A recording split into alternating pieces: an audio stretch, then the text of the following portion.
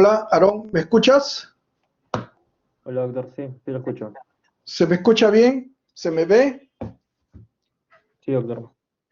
Ok, entonces podemos empezar, creo yo. Pero falta un minuto, ¿no? Sí.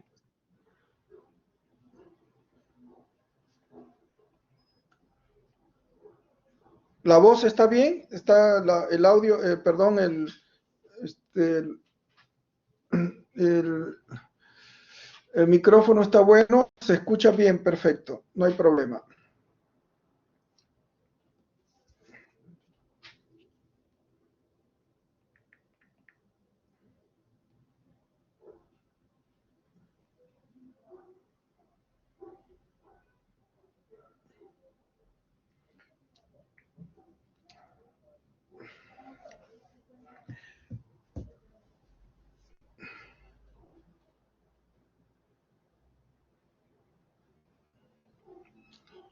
Muy bien. Vamos a empezar con enfermedad de Cushing. ¿Te parece, Aarón?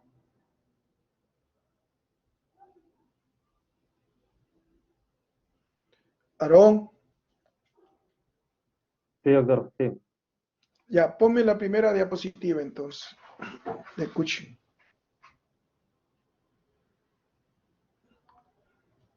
Ok.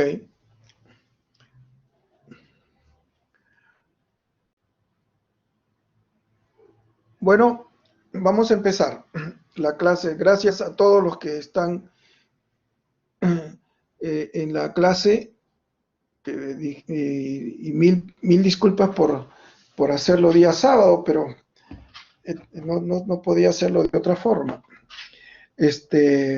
Vamos a hablarles sobre dos enfermedades importantes de las glándulas suprarrenal.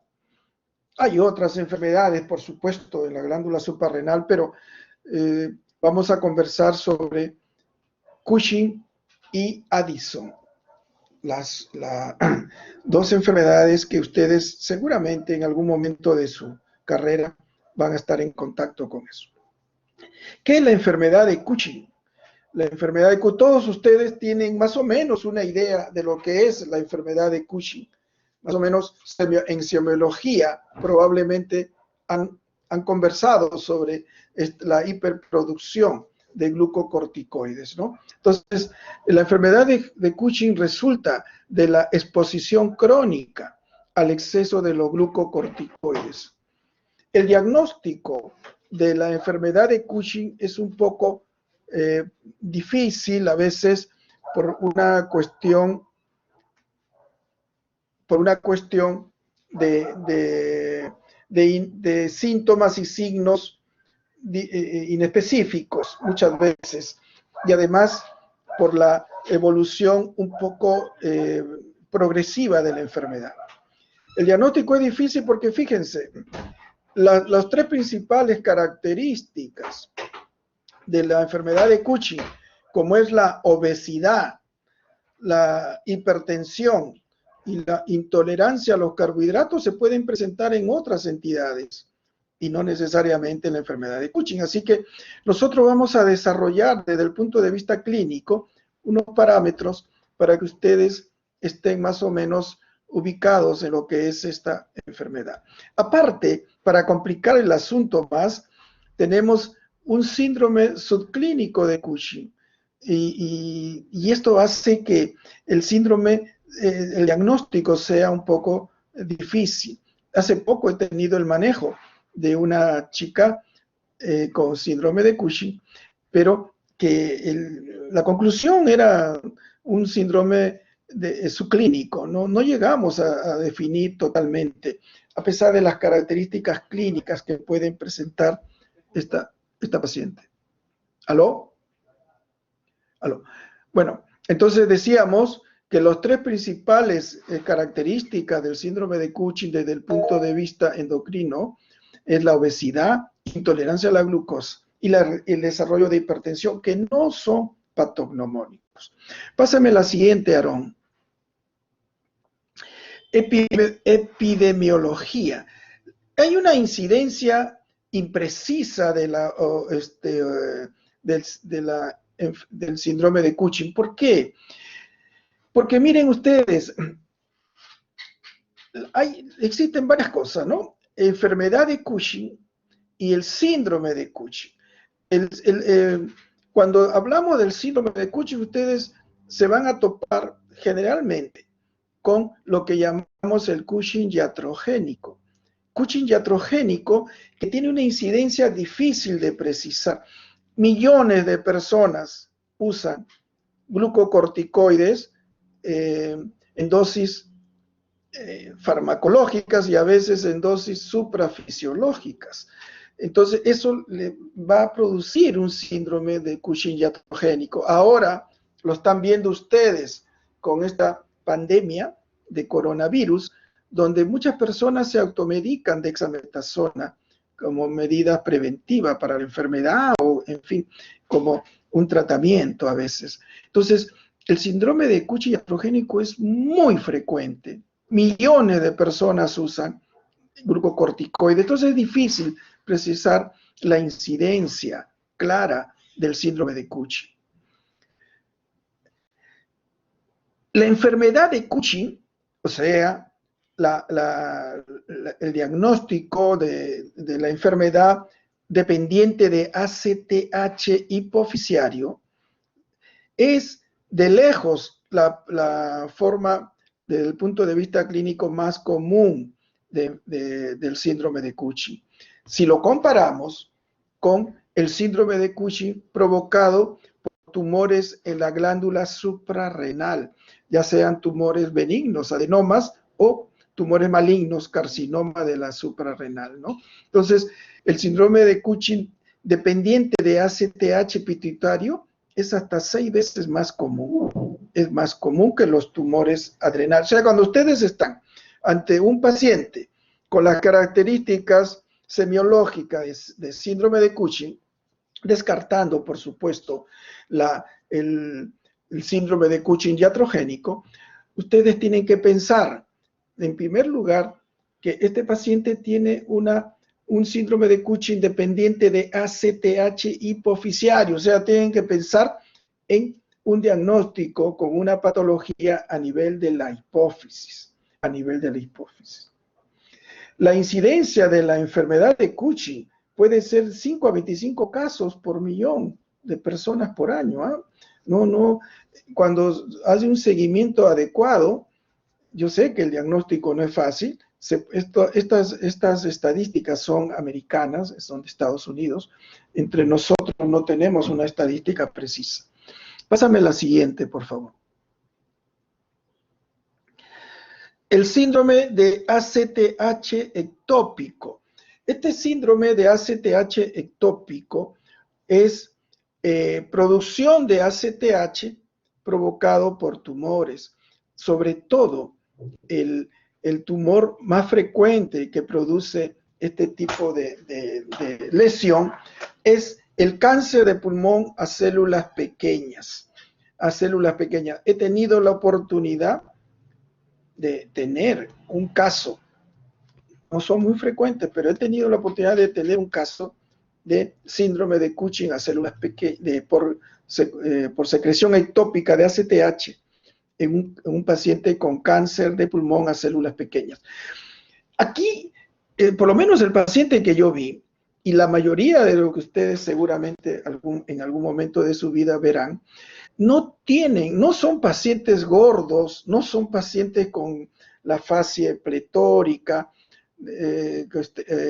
con un incremento de la masa abdominal, no son. Más bien son pacientes adelgazados e hiperpigmentados, porque tienen una secreción de ACTH tremenda de estos pacientes con cáncer. ¿Por qué? Porque el cáncer es el que predomina y los hace bajar de peso y los pigmenta por el ACTH.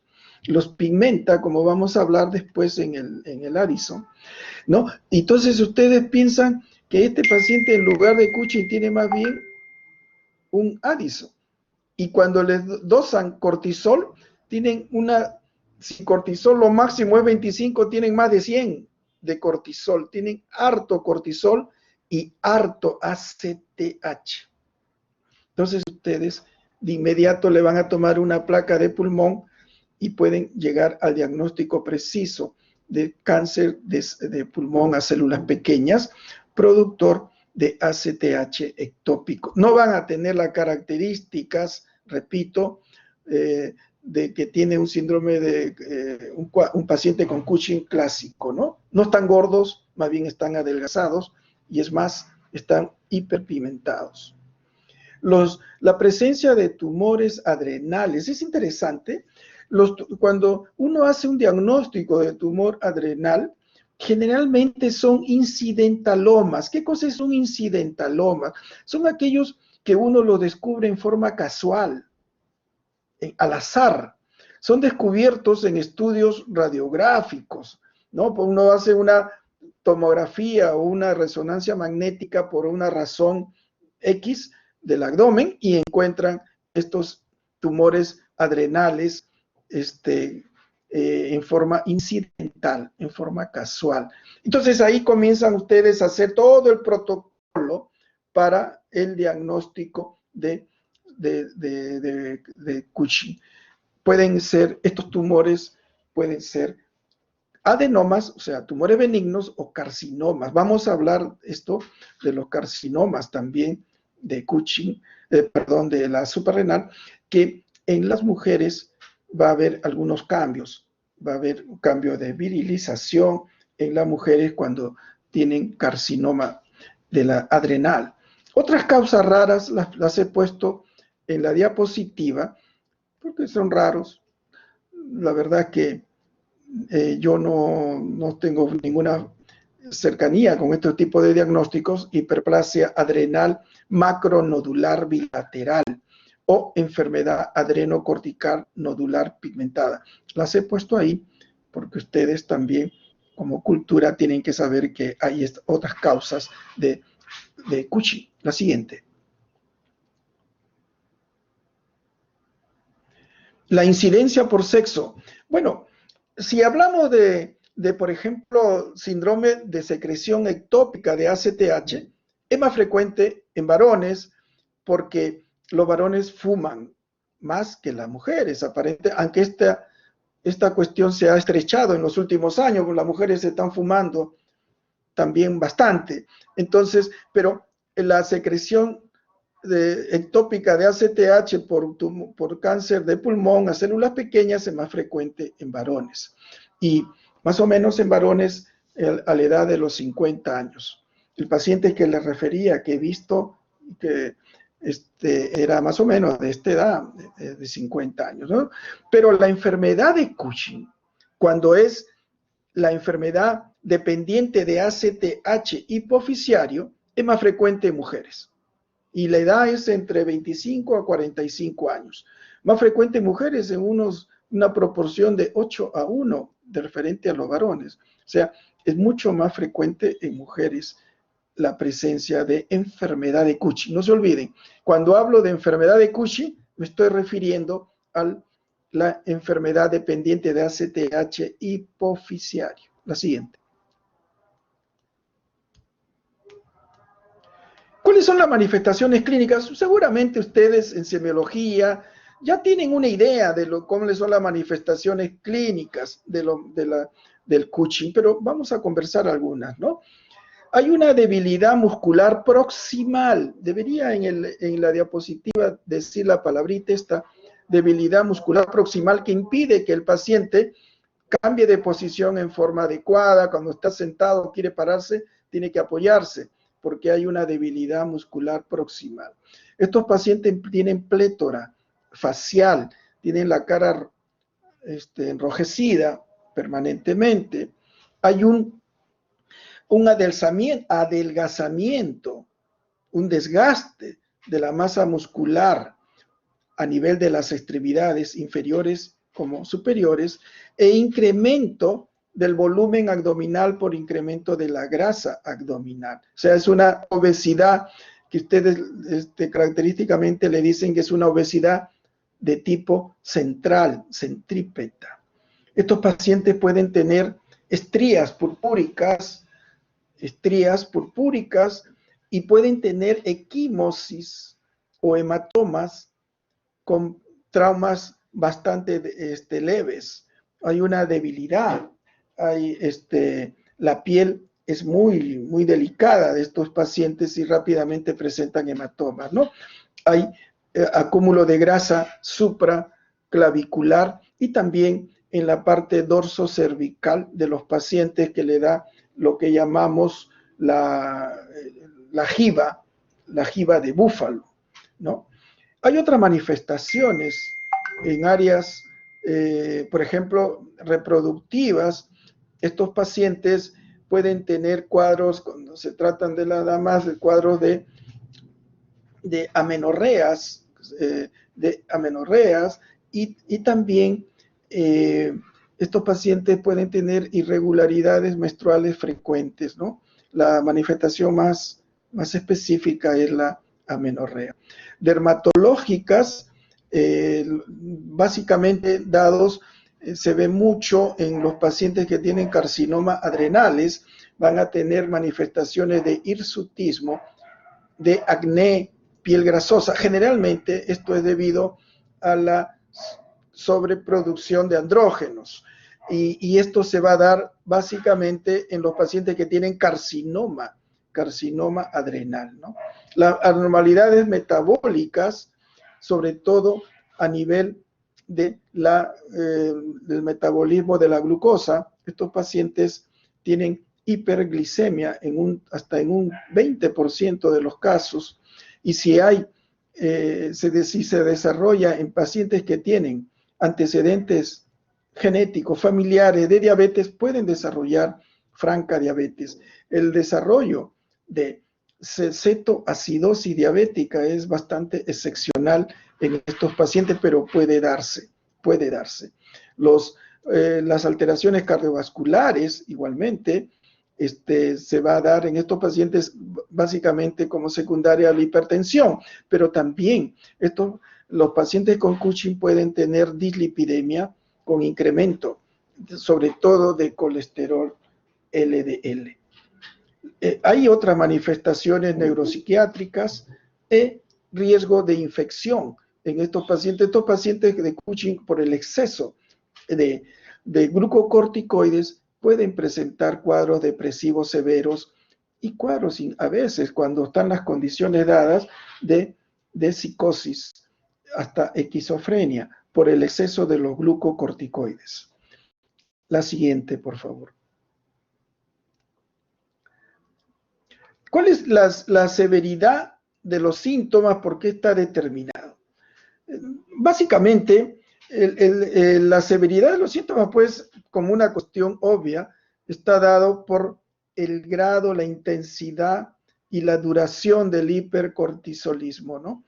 Si tenemos un paciente que no ha sido diagnosticado, porque es difícil a veces hacer un diagnóstico en un paciente obeso e hipertenso. Podemos pensar que tiene cualquier otra cosa menos Cushing, pero cuando llegamos al diagnóstico, de repente han pasado varios años y estos pacientes tienen pues ya síntomas severos de la enfermedad. También los síntomas van a tener relación con la presencia o ausencia del exceso de andrógeno. Repito, si bien es cierto, hay exceso de glucocorticoides, el exceso de mineralocorticoides también tienen que ver en este caso, y el exceso de andrógenos, vamos a ver los síntomas fundamentalmente en las mujeres, porque el exceso de andrógenos pues no nos va a dar mayor causas de cambios en los varones. El exceso de andrógenos en las mujeres les va a producir hirsutismo, acné, piel grasosa y cambios en la libido. En cambios de la libido hay incremento de la libido, pero en una serie que revisé hay más bien disminución de la libido en las mujeres que tienen exceso de andrógeno, ¿no? Y finalmente, la severidad de los síntomas, el tipo de síntoma va a estar dado por la causa del hipercortisolismo. Si ustedes tienen un tumor en la hipófisis, muchas veces un tumor productor de ACTH muchas veces los síntomas van a estar relacionados al adenoma que presenta el paciente a nivel hipofisiario. Este adenoma puede provocar cefalea, puede provocar alteraciones en el campo visual del paciente. Pueden estos pacientes tener cuadros de hemianoxias por el tumor. Y cuando tenemos daños o causas adrenales, ya estamos hablando nosotros, por ejemplo, de si se trata de un cáncer, de producción excesiva de andrógenos. Y esto se va a dar en las mujeres sobre todo. Hay que pensar también que hay síntomas que son prácticamente exclusivos de la lesión a nivel hipofisiario. Por ejemplo, la hiponatremia y la hipoglicemia hiperglicemia puede ser al exceso de cortisol dado por la hipófisis. La siguiente, Aarón. Bueno, acá para recalcar las alteraciones reproductivas en el cuadro del síndrome de Cushing, irregularidad menstrual, que ya les mencioné, oligomenorrea, amenorrea, menstruación variable, ¿no? ¿Y por qué hay estas cuestiones? Parece ser que el exceso de cortisol actúa a nivel hipotalámico, ¿no? Suprimiendo la secreción de GnRH. Por eso, en los pacientes con Cushing, ustedes van a tener cuadros de niveles de gonadotrofinas, de FSH y LH, muchas veces a niveles bajos. ¿Por qué? Repito, porque el exceso de cortisol suprime la secreción de la hormona liberadora de gonadotrofinas, de GnRH. El signo de exceso de andrógenos adrenales solo en las mujeres, sobre todo en aquellas que tienen exceso de producción de andrógenos por carcinoma adrenal. El exceso de andrógenos en mujeres, ya les hemos mencionado, de hirsutismo, acné y alteraciones en la libido. La siguiente, André.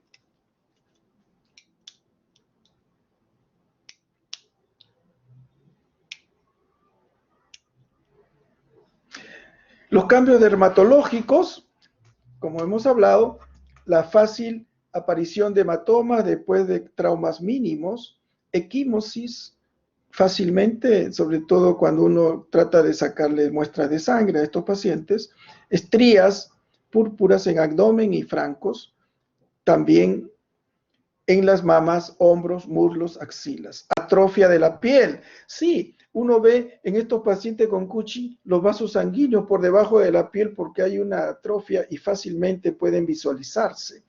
Hay infecciones micóticas en estos pacientes con mucha facilidad. El exceso de glucocorticoides hace que tengan infecciones micóticas en la piel, ¿no? Pitiriasis versicolor es frecuente encontrar en los pacientes con Cushing. Lo que no hay con frecuencia, no se ve, es la presencia de candidiasis oral. Eso no lo vemos. Puede haber hiperpigmentación. Ustedes saben que el ACTH es cuando tenemos hipersecreción de ACTH, ¿no? Por un tumor hipofisiario, ustedes conocen que el ACTH pigmenta. Ya lo vamos a ver mejor cuando hablemos de Addison. Acantosis nigricans también se puede dar como lesión dermatológica en estos pacientes. Y la pigmentación es a todo nivel, incluso a nivel de la cicatriz. La siguiente. Las alteraciones metabólicas, intolerancia a la glucosa. ¿Por qué?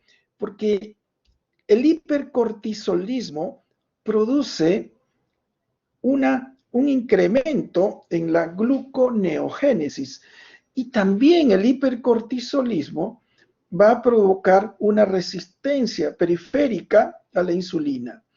Esto en relación además por la obesidad, ustedes saben que la persona obesa va a presentar resistencia también. La hiperglicemia hasta un 15-20% de pacientes se va a presentar, ¿no?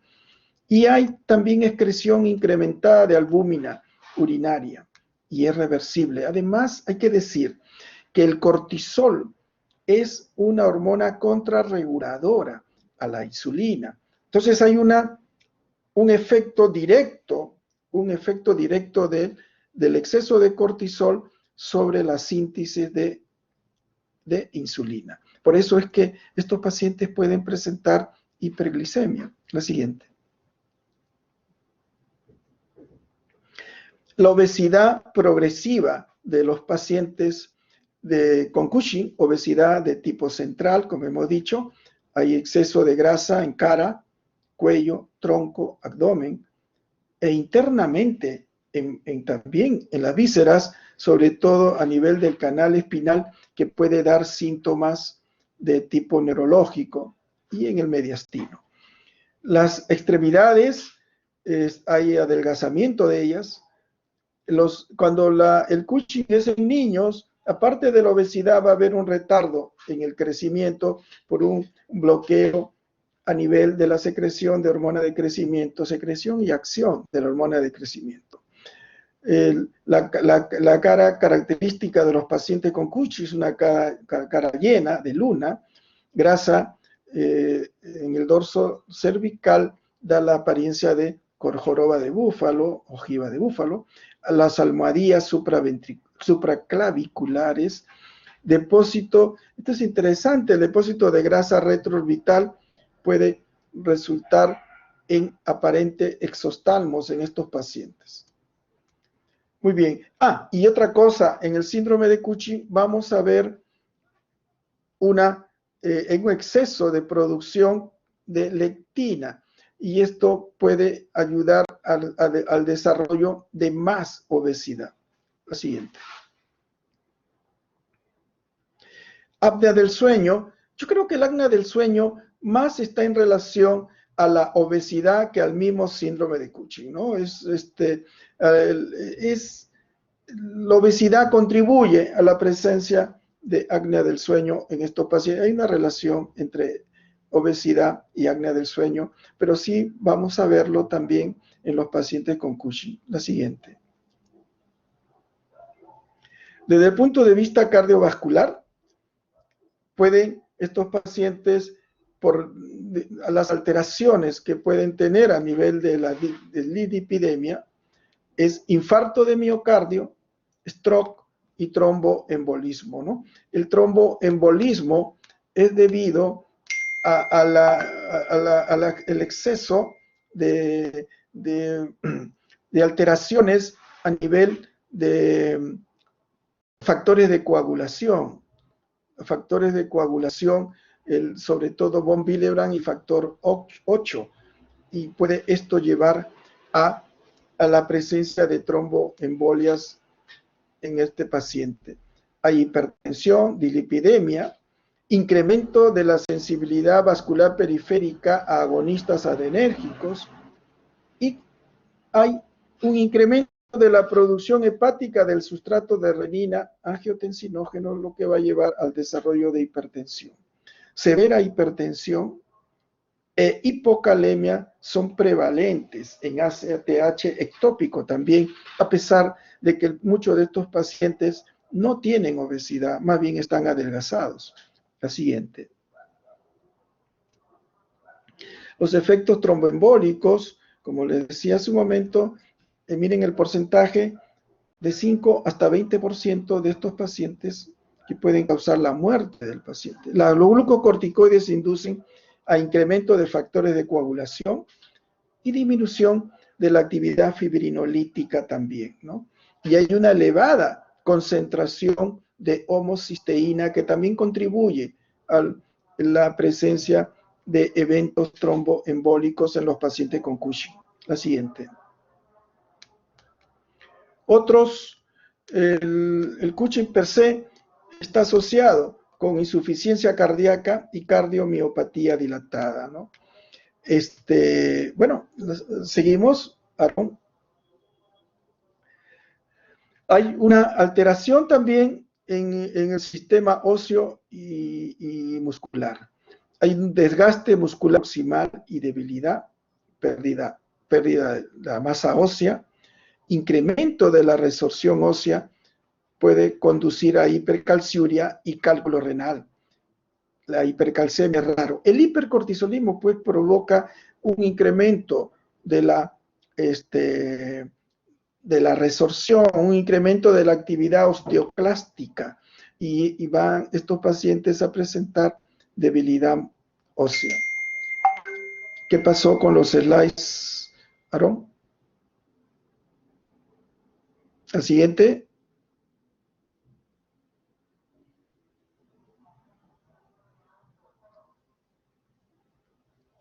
¿Aló?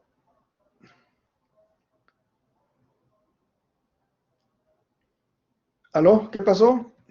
Doctor, Aaron tiene problemas de conexión. Ya se está uniendo, creo. Ahí sale en la página. Un minuto me ha dicho, sí. Acá me ha puesto.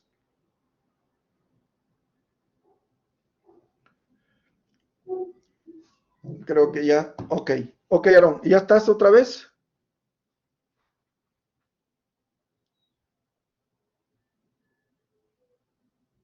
Sí, doctor. Ok. Entonces, sígueme con la otra diapositiva.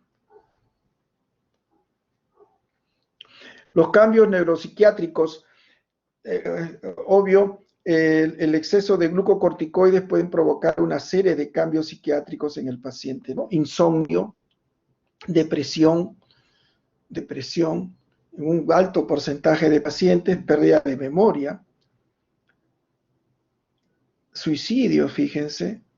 Otros, la habilidad emocional, irritabilidad, ansiedad, ataques de pánico, paranoia y manías menos comunes. ¿Cuál es mi experiencia en pacientes que tienen síndrome de Cushing? Quizás la experiencia es más relacionada con síndrome de Cushing por iatrogénico, obviamente, ¿no? Porque es lo más frecuente que uno ve. Muchos pacientes por X razones consumen glucocorticoides en forma crónica. Y lo que más veo en estos pacientes es depresión y irritabilidad. Es frecuentísimo. Pacientes de muy mal genio cuando están, porque el hecho de verse nada atractivos, sobre todo en las damas, tan gordas, están con acné, con vellosidades en la cara, muchas veces hace que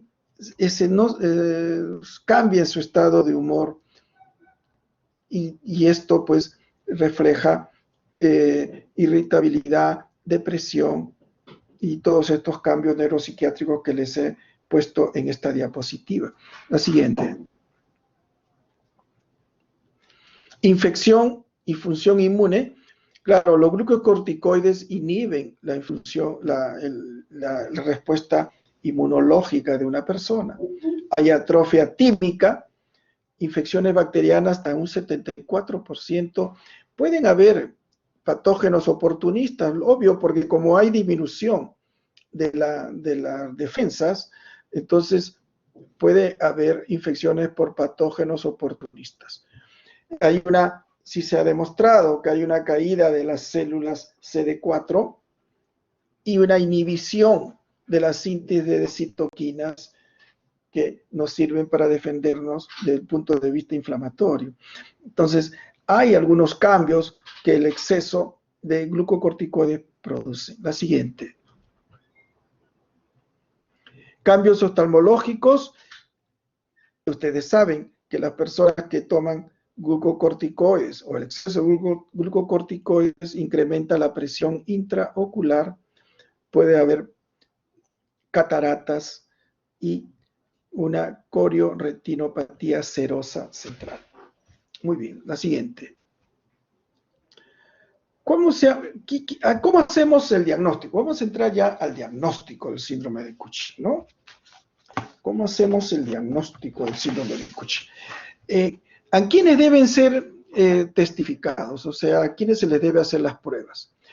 Por ejemplo, cuando tenemos hallazgos inusuales en un paciente por la edad, ¿no? Si tenemos un adulto joven que presenta osteoporosis e hipertensión, claro, con otras características, seguramente con obesidad, nosotros debemos hacerle las pruebas. O cuadros progresivos de síndrome de Cushing, paciente con rubicundez facial, miopatía proximal, estrías y hematomas. En todos los pacientes que tienen incidentaloma adrenal hay que hacerle las pruebas. O sea, cualquier paciente que tú le encuentras un nódulo, un tumor en la adrenal en forma casual, le tienes que hacer las pruebas. Descartar Cushing. Hipertensión, la presencia de hipertensión resistente, osteoporosis a cualquier edad, hay que hacerle ese descarte. Y, por supuesto, lo más importante antes de hacer cualquier prueba, repito, antes de hacer cualquier prueba, ustedes en su anamnesis tienen que investigar si el paciente no está consumiendo glucocorticoides. Si está consumiendo glucocorticoides en forma crónica, excesiva, usted ya no le hacen ninguna prueba. Ese paciente pues tiene un cuadro de Cushing iatrogénico. Entonces no tienen por qué hacerle ningún test. La siguiente.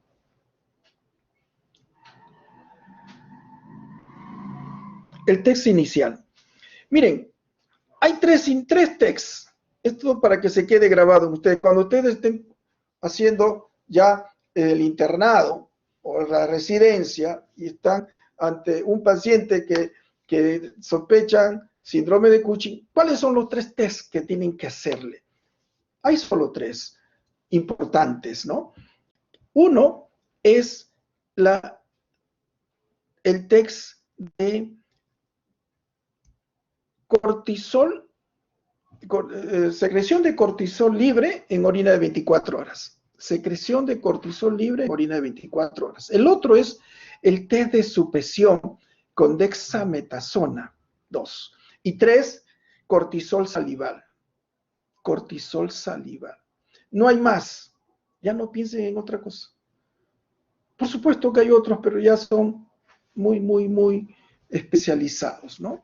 Te repito, cortisol salival, el test de cortisol libre en orina de 24 horas y el test de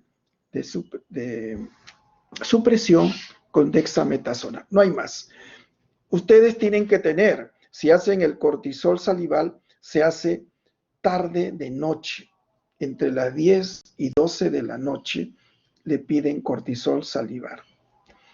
Y tiene que haber 2 medidas para hacer diagnóstico. 2 medidas de cortisol libre urinario de 24 horas para hacer diagnóstico. Algunos exigen hasta 3 medidas alteradas para hacer diagnóstico.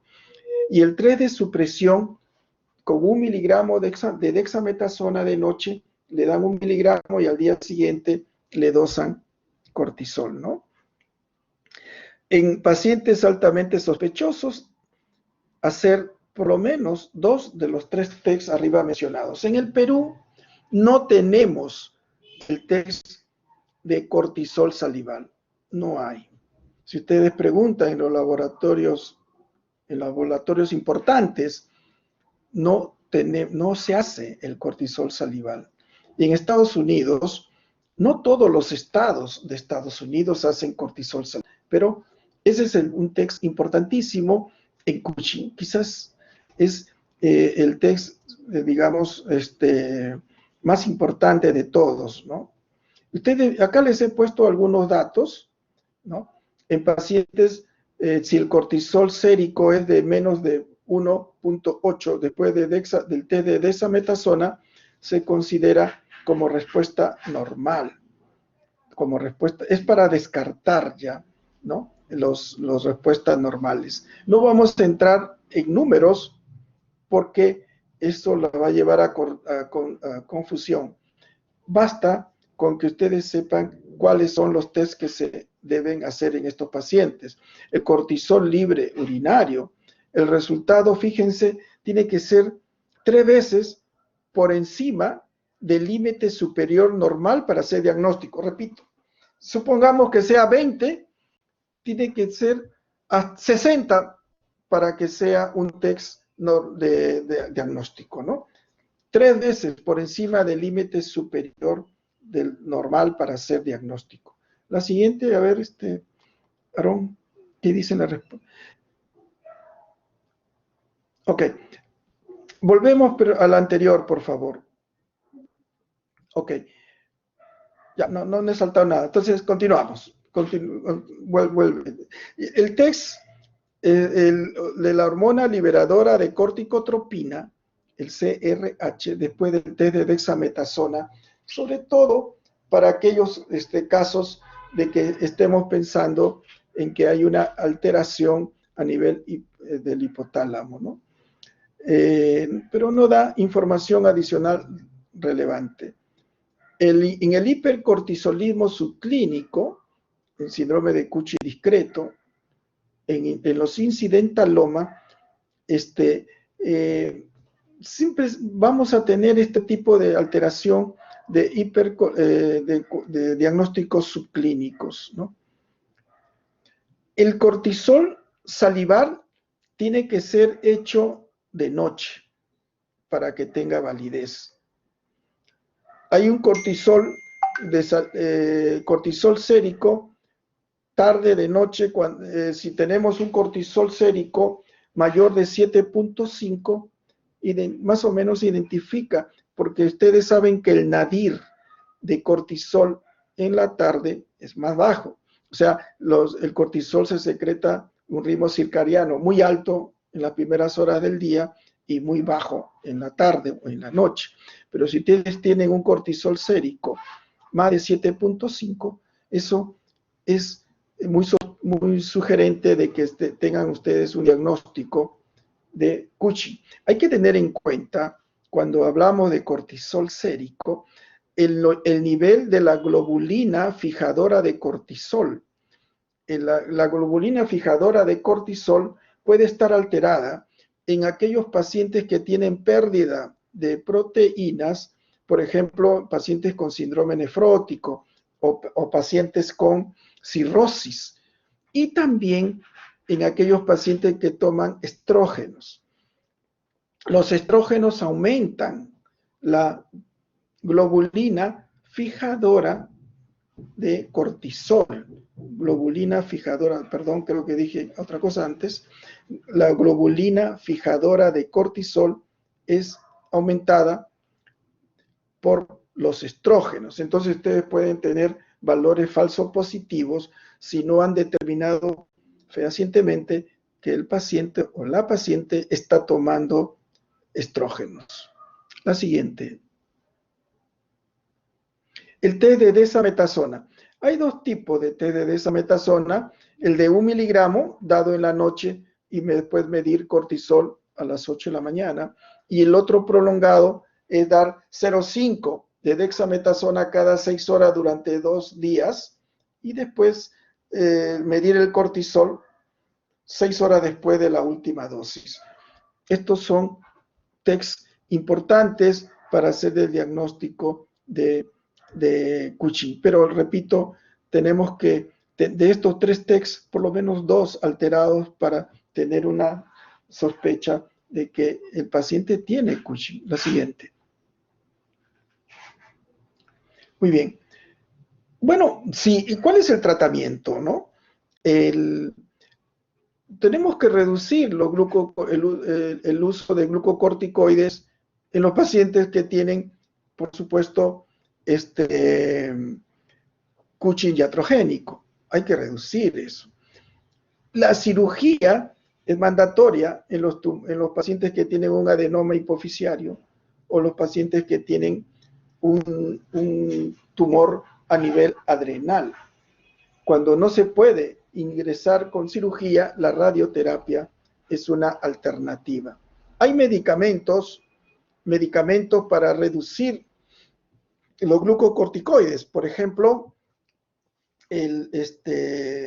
los inhibidores de esteroidogénesis, es el ketoconazol, el ketoconazol, el mitotane también, actúan en la glándula adrenal bloqueando la síntesis de cortisol. Hay agentes que actúan centralmente, que reducen la secreción de ACTH, no lo he puesto acá, pero uno de ellos es la cabergolina, que pueden reducir la secreción de ACTH.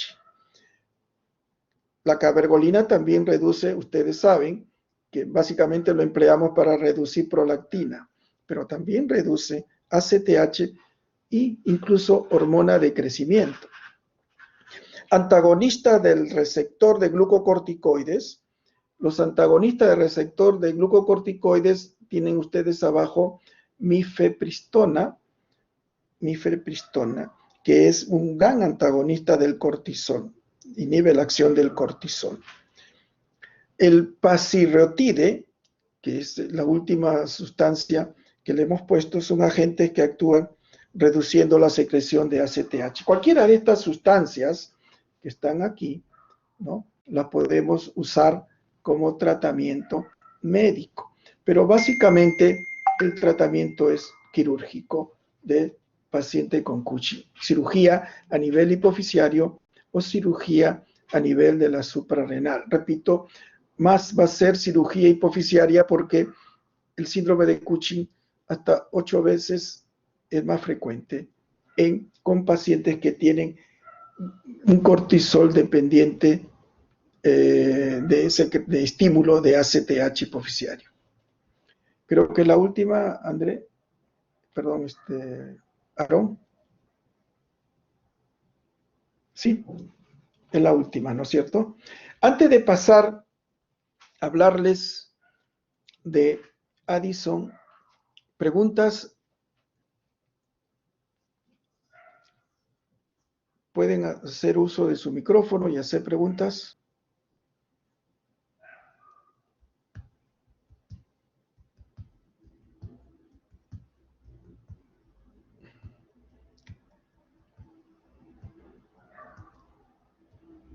Si no hay preguntas, empezamos con Addison.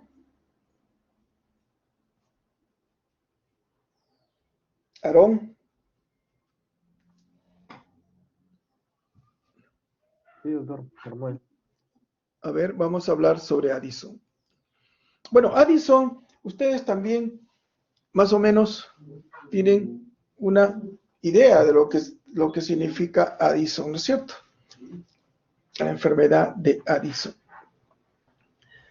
Bueno, vamos a desarrollar la enfermedad de Addison. Muy bien. ¿De qué depende los síntomas y signos de la enfermedad de Addison? Depende de tres cosas fundamentales, ¿no? Primero, en el Addison va a depender, estos signos de insuficiencia suprarrenal, va a depender de la intensidad, el grado de pérdida de la función suprarrenal. Si tenemos conservada la producción de minerales corticoides y el grado de estrés que ha desarrollado la enfermedad. El inicio es bastante progresivo, gradual, que hace difícil el diagnóstico, así como en el Cushing. El hacer diagnóstico de la enfermedad de Addison a veces es muy evidente, pero en la mayoría de los casos el diagnóstico es difícil. Hay unos estudios que dicen que el atraso en hacer el diagnóstico de la enfermedad de Addison es hasta de 5 años. Teniendo todo servido, no nos damos cuenta que el paciente tiene Addison.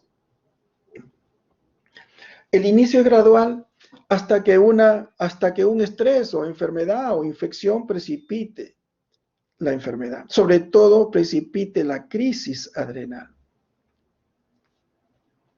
Ocurre esta enfermedad hasta 144 personas por millón de habitantes.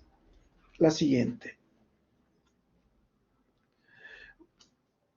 ¿Por qué he querido entrar en crisis adrenal primero? Porque quizás es la expresión más dramática de lo que vamos de la insuficiencia suprarrenal, ¿no? ¿Cuál es la característica principal de la crisis adrenal? Es el shock. El paciente viene chocado a la emergencia y ustedes van a recibirlo. Entonces van a preguntar seguramente al familiar y le van a decir que este paciente ha tenido síntomas que son bastante inespecíficos. Por ejemplo, síntomas digestivos, anorexia, náuseas, vómitos, dolor abdominal, debilidad, fatiga, fiebre, confusión o coma, ya cuando llegan a la emergencia. Entonces, estos síntomas pues no son característicos de ninguna enfermedad en particular, ¿no?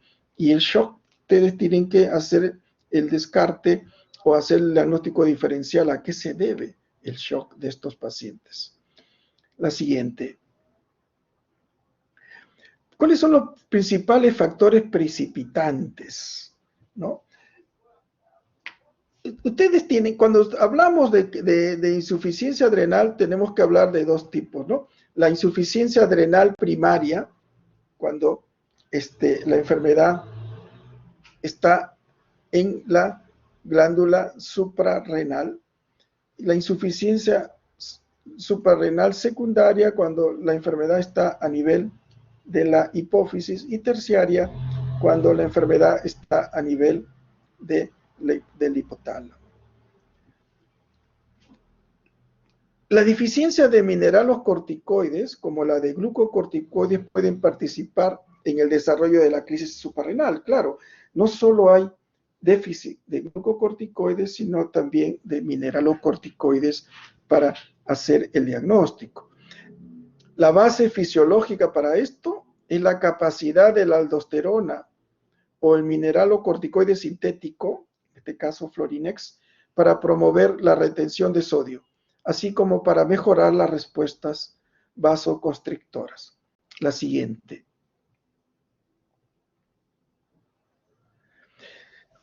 Cuando hablamos de crisis adrenal, de inmediato ustedes tienen que pensar en un estresor, en una causa aguda que causa la crisis. En pacientes que ya tienen diagnóstico, por ejemplo, de que ya vienen a la emergencia, dicen, yo sufro de Addison, pero vienen en shock. ¿Por qué? Ustedes ven un paciente en shock y tiene un brazalete que dice, sufro de Addison. Entonces, ese es un paciente que de repente está tomando medicación en dosis subnormales, no está tomando la dosis que le corresponde, y tiene un proceso intercurrente, por ejemplo, una infección, y lo descompensa. O pacientes que están tomando la dosis adecuadas, pero ha presentado un proceso intercurrente, una infección, etcétera, un estrés, y no ha aumentado su dosis. Cuando un paciente tiene diagnóstico de Addison, el médico le dice, ante cualquier problema intercurrente, tú, sin necesidad de recurrir a tu médico, te aumentas. Si estás tomando 10 de prednisona, te aumentas a 15 o a 20 en los días que estás con ese proceso. Pero si no lo hace, el paciente se va a descompensar. O pacientes que están tomando los glucocorticoides y los suspenden por X razones. Entonces estos pacientes van a presentar crisis adrenal y van a venir a la emergencia, ¿no? Estos pacientes van a presentar vómitos o diarreas persistentes y no va a aumentar su dosis. Entonces el paciente, por una gastroenterocolitis común y corriente, puede llegar a la emergencia por crisis suprarrenal.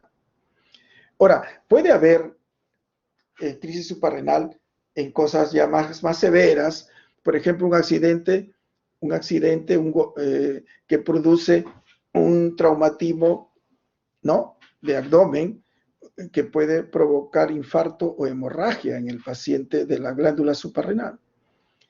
Ahora, como causa secundaria, puede haber un infarto hipofisiario, pacientes que han tenido adenomas hipofisiarios y han pasado desapercibidos.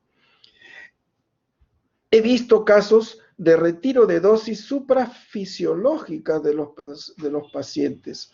Pacientes que han estado tomando 80 o 100 miligramos de prednisona diario y han retirado la dosificación.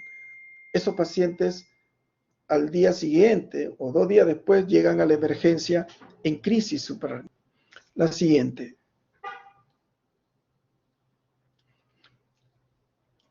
Presentación basada en la etiología, ¿no? La insuficiencia suprarrenal primaria de tipo autoinmune es muy frecuente, quizás es más frecuente que la insuficiencia suprarrenal primaria que no es autoinmune.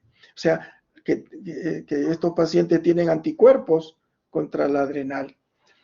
En países del hemisferio norte, esta causa de insuficiencia suprarrenal primaria autoinmune es lo más importante. Entre nosotros, yo trabajaba en el hospital Hipólito Unanue, donde tenemos muchos casos de tuberculosis, ¿no? Ustedes saben que el Hipólito Unanue ha sido un hospital base en el Perú para el tratamiento de tuberculosis.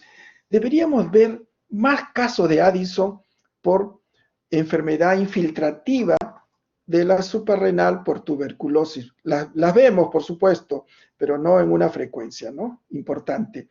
En el hemisferio sur, las causas de Addison más obedecen no tanto a lesiones primarias autoinmunes, sino a causas infiltrativas, tuberculosas, micóticas o por cualquier otra enfermedad infecciosa. Los pacientes pueden estar hiperpigmentados por la hipersecreción crónica de corticotropina y tener pérdida de peso, con anormalidades en los electrolitos séricos, ¿no? Y la presencia de fiebre. La presencia de fiebre siempre relacionada a una infección concomitante. La siguiente. La lesión suprarrenal bilateral por hemorragia e infarto también hay que tenerlo en cuenta. Un traumatismo cerrado, como le dije hace un momento. Necrosis suprarrenal bilateral repentina causada por hemorragia, embolia, sepsis o muy raramente por trombosis de la vena suprarrenal. ¿Cuáles son los síntomas de una hemorragia suprarrenal? Hipotensión o shock, fiebre, anorexia, náuseas o vómitos, rigidez abdominal y síntomas neuropsiquiátricos, como ya hemos mencionado, como en el caso que mencionamos de la enfermedad de Cushing. La siguiente. Factores de riesgo para la hemorragia suprarrenal son pacientes que están en terapia anticoagulante o que tienen una coagulopatía subyacente.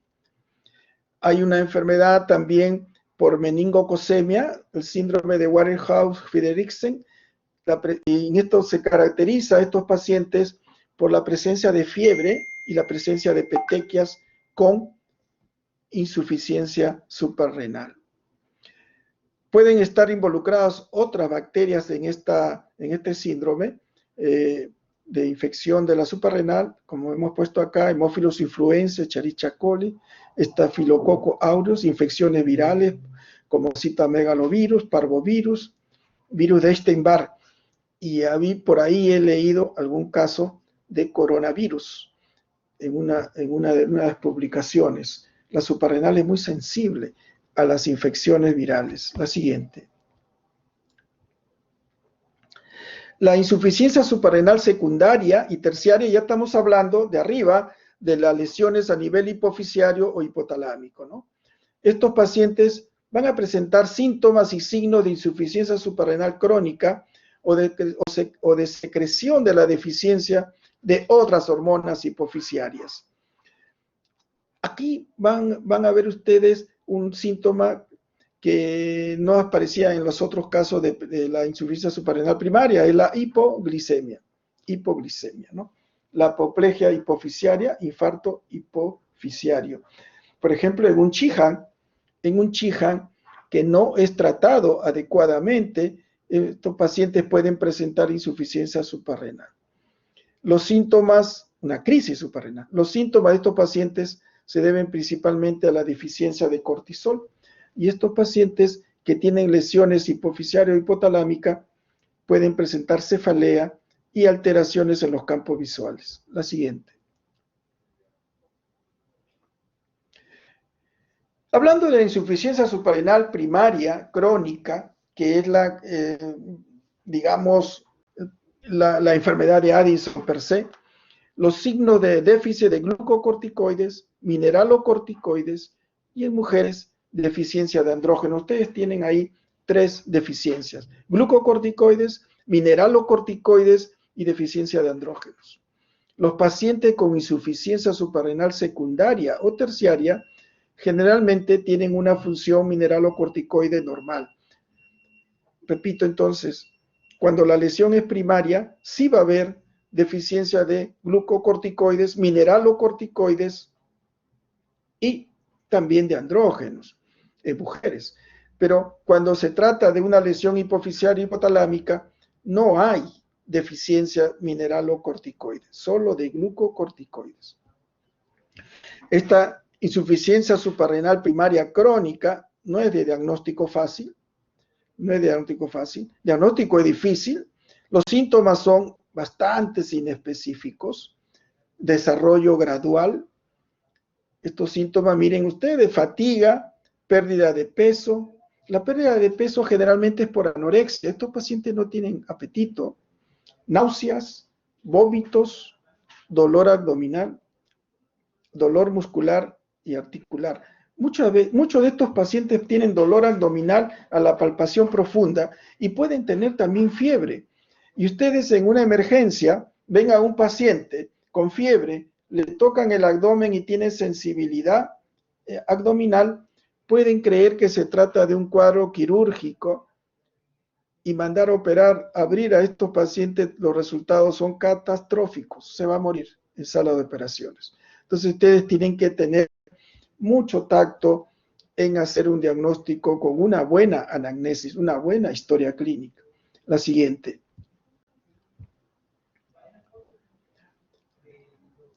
La hiperpigmentación de la piel. ¿Por qué hay hiperpigmentación?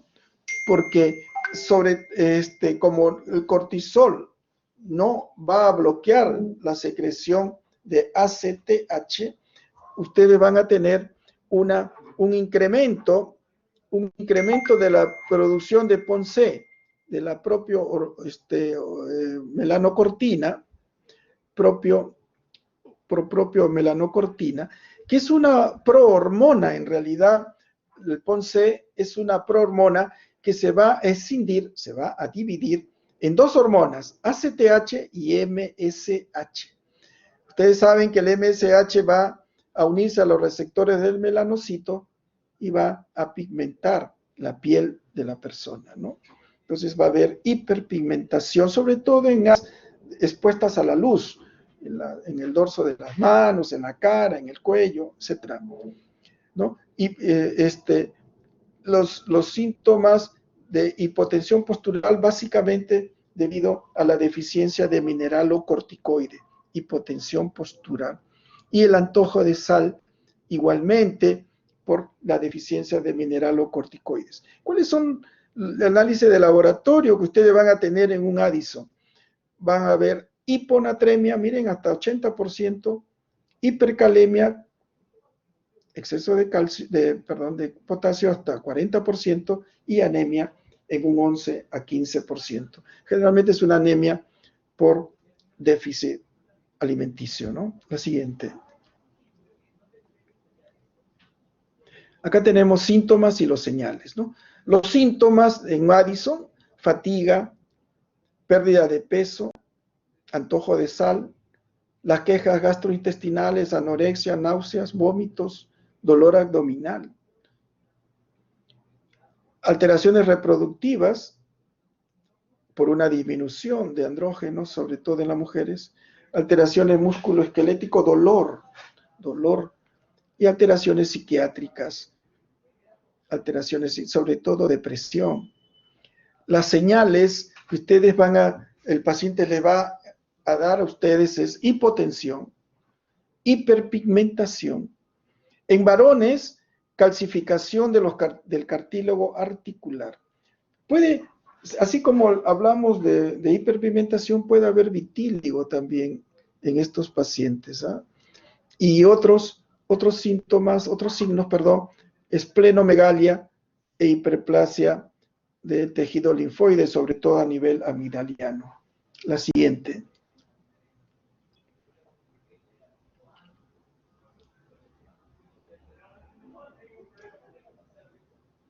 La siguiente, por favor.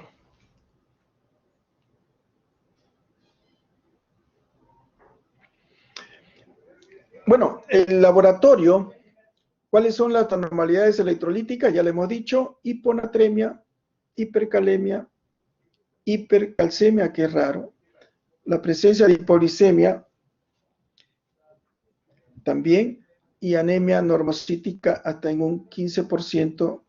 Y acá les he puesto eosinofilia. Ustedes saben que antes consideramos a la eosinofilia prácticamente como un hallazgo importante en Addison. Algunas series lo dan como un hallazgo importante, pero otras series no. O sea, la eosinofilia es de aparición relativa en los pacientes con Addison. No se conoce por qué hay eosinofilia. La siguiente.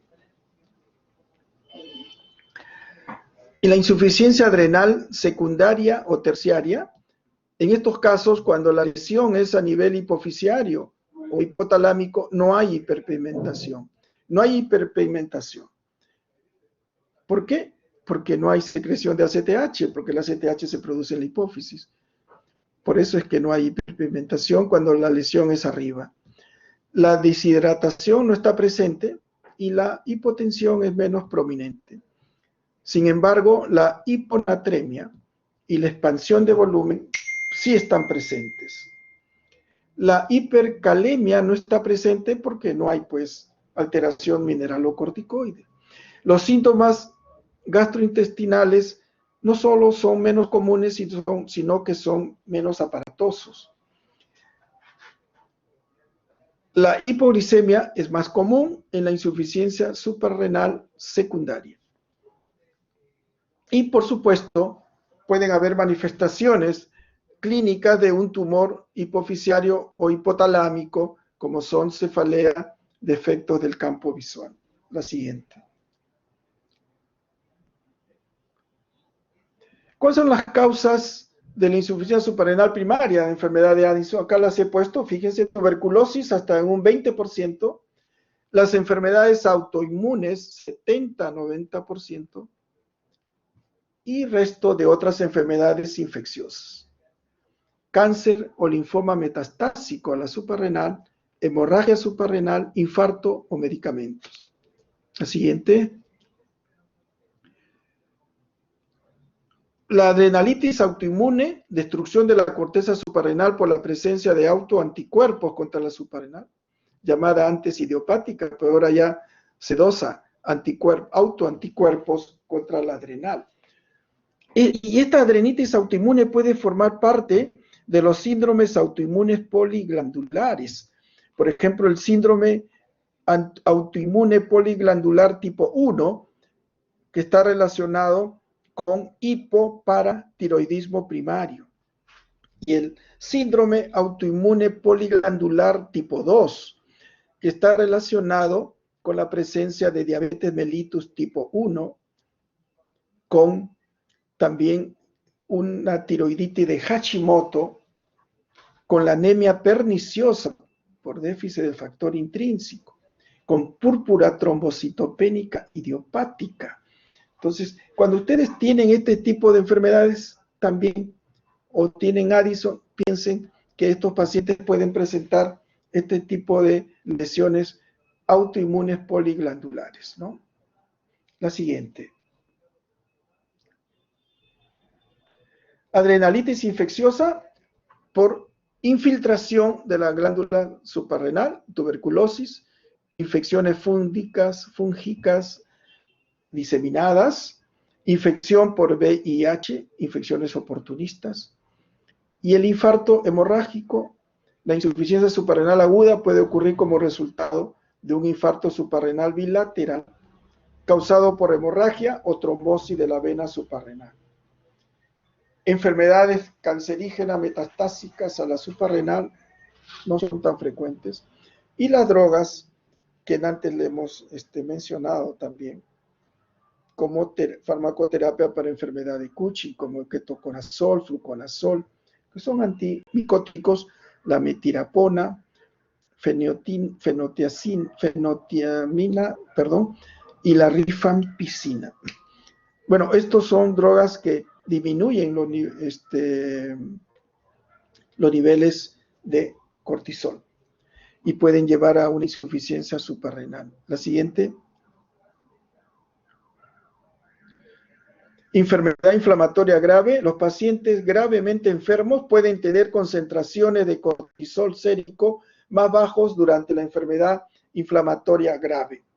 Generalmente, los niveles de cortisol van a bajar porque la globulina fijadora de cortisol está bajo en estos pacientes, entonces los niveles de cortisol son bajos también. La siguiente.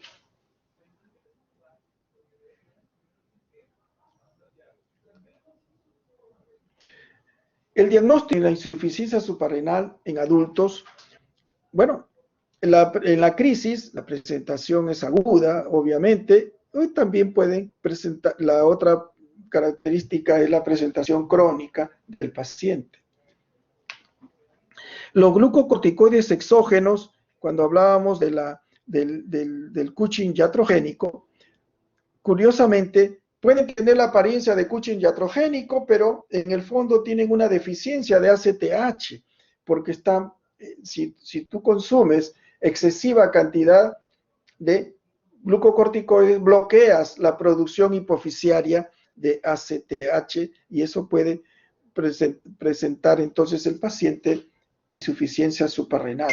Siempre le digo a los residentes, la apariencia del paciente que con administración iatrogénica de glucocorticoides es de Cushing, pero internamente es un Addison.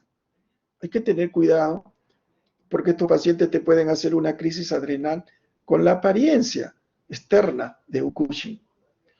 Bueno, en la insuficiencia suprarrenal en adultos hay pérdida de peso y molestias gastrointestinales como es anorexia, náuseas, vómitos, dolor abdominal, hiperpigmentación cutánea y puede haber un incremento de la hormona estimuladora de tiroides por la deficiencia de cortisol. La siguiente. ¿Cuáles son los diagnósticos de laboratorio? Hay 3 etapas. Primero, demostrar una secreción inadecuadamente baja de cortisol. Es fundamental.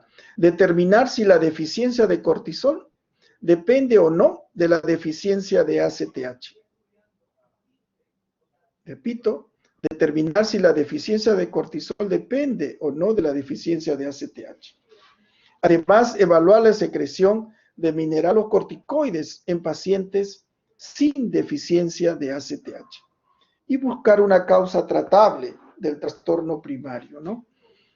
Hay que demostrar una secreción inadecuada baja de cortisol. Cuando el paciente llega a la emergencia, pigmentado, adelgazado, y ustedes están sospechando, está en hipotensión, en shock, están sospechando que tiene un Addison, lo primero que tienen que hacer es sacarle una muestra antes de empezar a tratarlo.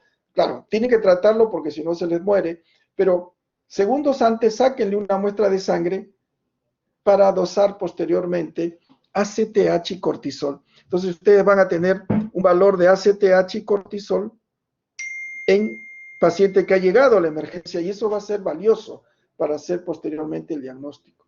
La siguiente.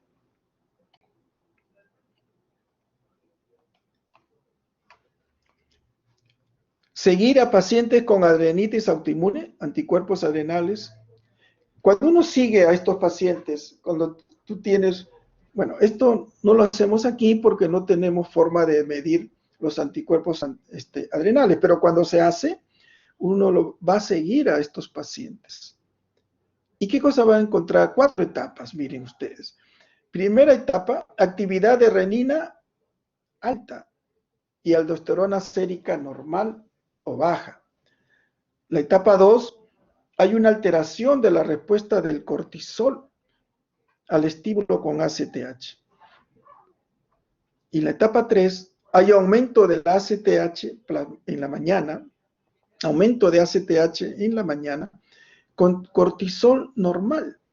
En la etapa 4 ya hay un cortisol sérico bajo con las manifestaciones clínicas que hemos mencionado de insuficiencia suprarrenal. La siguiente.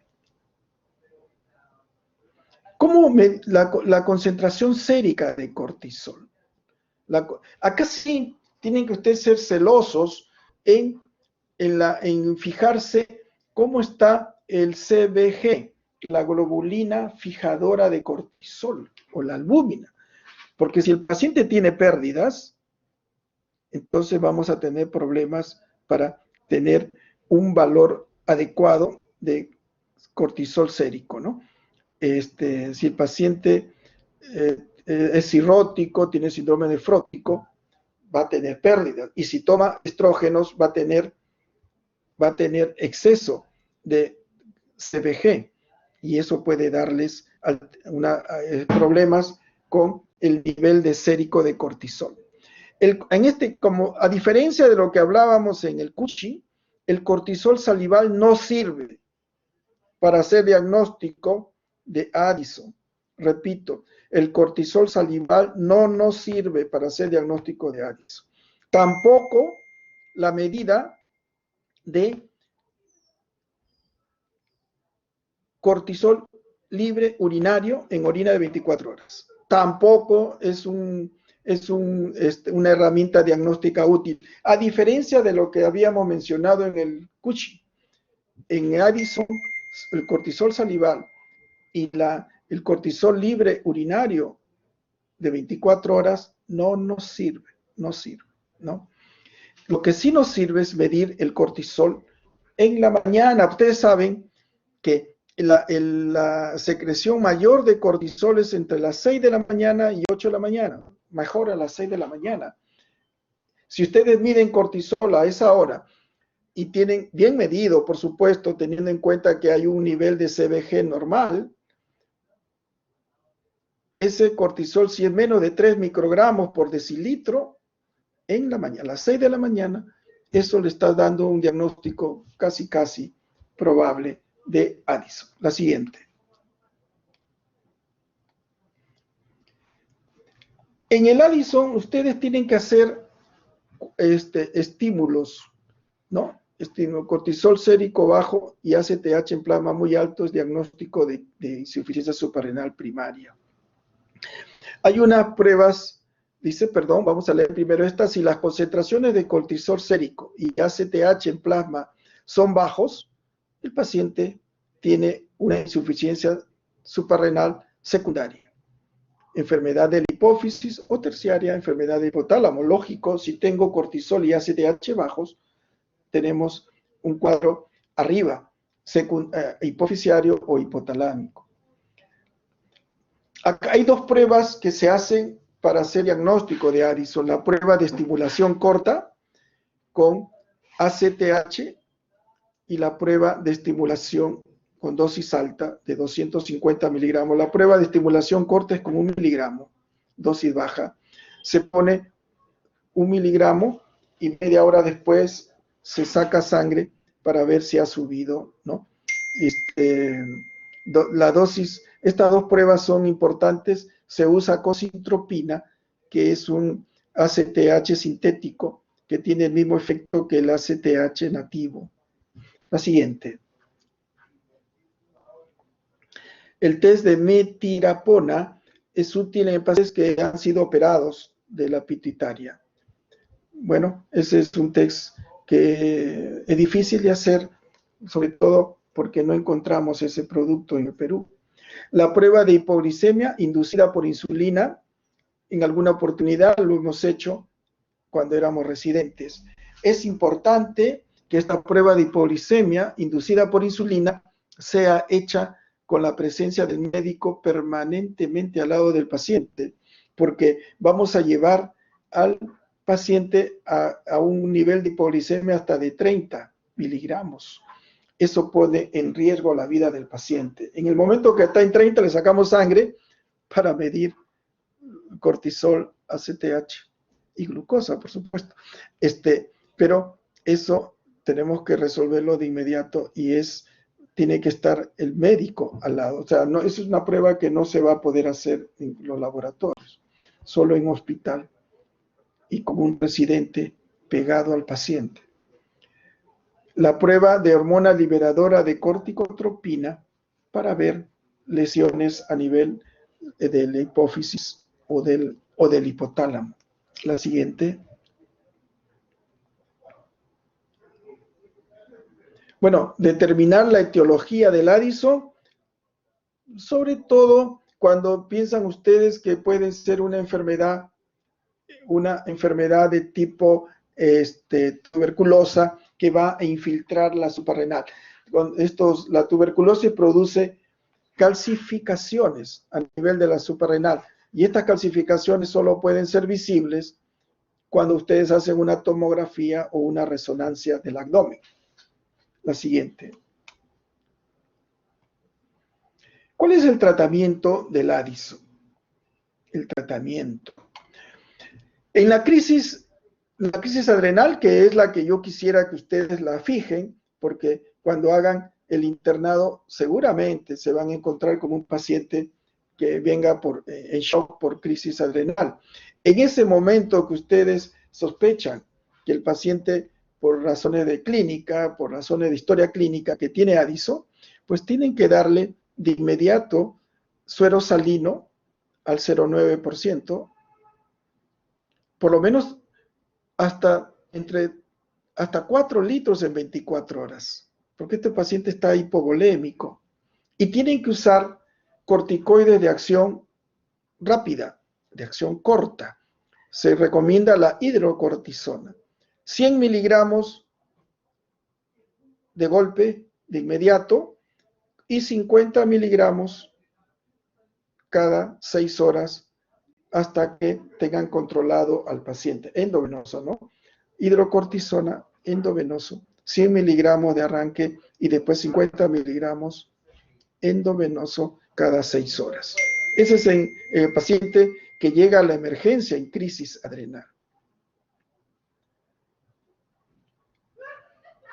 La siguiente, en la insuficiencia adrenal crónica, ustedes pueden usar también la hidrocortisona, pero la hidrocortisona en dosis divididas, para imitar el ritmo circadiano de los glucocorticoides.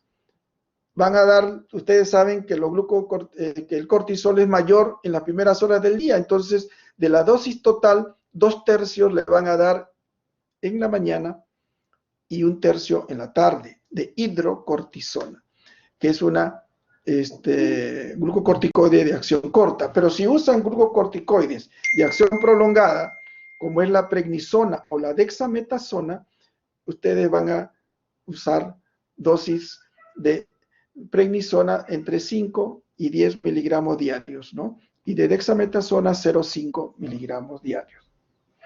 Por supuesto que cuando hay necesidad, tienen que aumentar la dosis de los pacientes. La siguiente. El reemplazo de mineralocorticoides es importante esto. Es importante para prevenir la pérdida de sodio, el agotamiento del volumen intravascular y la hipercalemia. Lo que se usa es la fludrocortisona en dosis habitual de 0,1 miligramos al día. He tenido pacientes que hemos tenido que usar hasta 0,2 miligramos diario. Las tabletas son de 0,1 miligramos diario. Los pacientes que necesitan reemplazo de mineralocorticoides y ustedes no lo dan, se van a sentir muy, muy mal. Tenemos que reemplazar los mineralocorticoides. La siguiente.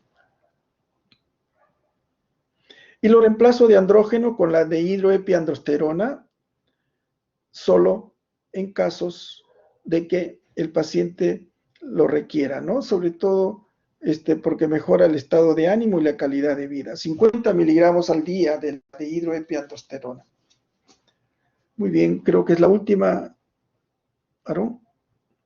Bueno, aumento de dosis. Ustedes siempre van a aumentar la dosis de los glucocorticoides cuando hay un cuadro intercurrente, una cirugía o una enfermedad. y en casos especiales del embarazo, ¿no? Creo que es la última. Muy bien, chicos. ¿Alguna pregunta?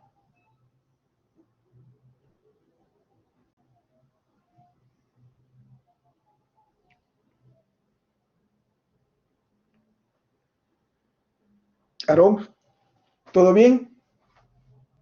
Sí, doctor. Todo bien. Muy bien.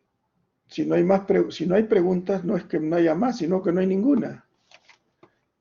¿Han entendido? ¿Está bien? ¿O entendieron todo o no entendieron nada? Hagan alguna pregunta para sentirme bien.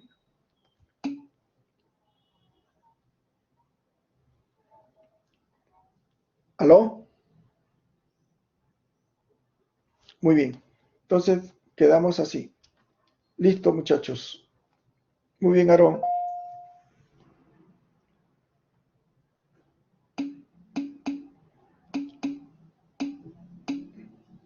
¿Aló? ¿Alguien quiere hablar? No, doctor, lo estaba agradeciendo. Ok. Listo, entonces. Gracias. Cuídense.